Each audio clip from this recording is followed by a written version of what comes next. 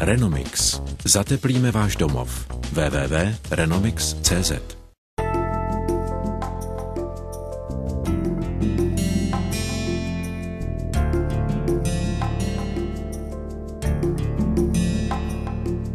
Jako na tobogánu si občas připadá občan v současné složité ekonomické době.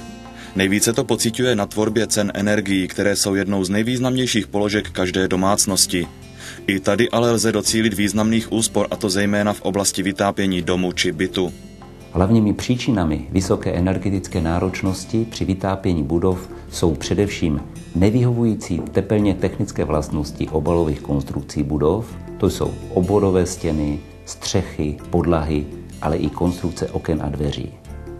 Dále také ale nevyhovující či špatně využívaná regulační technika, to jsou hlavně termostatické ventily na otopných tělesech a automatická regulace na zdrojích tepla. Dále nevyhovující a zastaralé zdroje tepla s nízkou účinností a nedostatečně izolované či vůbec neizolované rozvody tepla.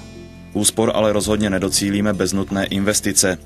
Aby tato investice byla vynaložena účelně, je dobré přizvat odbornou firmu, která zhodnotí zdravotní stav objektu, mající rozhodující vliv na ztrátovost tepla a navrhne ideální řešení. Jedná se o dlouhodobou z hlediska údržby objektu zásadní opravu. Je potřeba postupovat logicky v návaznosti na jednotlivé práce. Panelové domy jsou z minulosti typizované objekty, proto je potřeba neměnit již dlouhodobě osvědčené technologie. Na základě tepelného auditu je vypracován kompletní projekt, který je závazným řešením při realizaci díla. Také v tomto případě by si však měl majitel domu firmu, které zakázku zadává, prověřit. Rozhoduje dlouhodobost působení firmy na trhu. U dodavatelů materiálu je to velikost firmy, podíl na trhu, komplexnost v systémových řešeních jednotlivých úseků stavby. Například můžu uvést řešení fasád a navazujících balkónů anebo soklů. Většina solidních firem navíc spolupracuje s orgány města. Automaticky zajistí schválení projektu s městskými architekty s ohledem na lokalitu, v níž bude rekonstrukce probíhat. Její provedení by nemělo nijak narušit ráz lokality. Dvojnásob to potom platí v památkových zónách. Původní design objektu je nutné dodržovat a ctít. V městské památkové zóně Zlín jsou nastavená poměrně přesná pravidla, která určují, jak provádět stavební úpravy a rekonstrukce objektu. Každá lokalita má svá specifika. Jinak řešíme tzv. Baťovské rodinné domky, jinak veřejné budovy v centru Zlína a v továrním areálu. Zdařilým příkladem rekonstrukce v městské památkové zóně Zlín je 21. budova.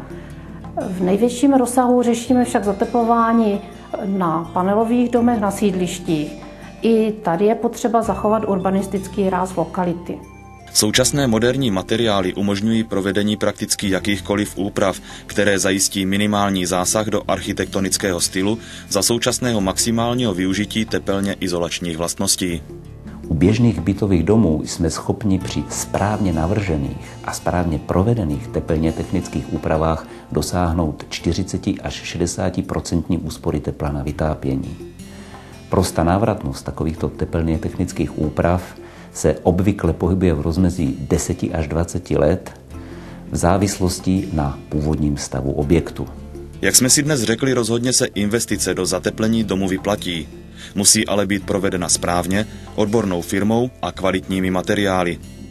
Dalším problémem v oblasti renovace bytových domů je financování projektu. O tom, kde na to vzít a jaké jsou možnosti financování rekonstrukcí, si budeme povídat v příštím díle.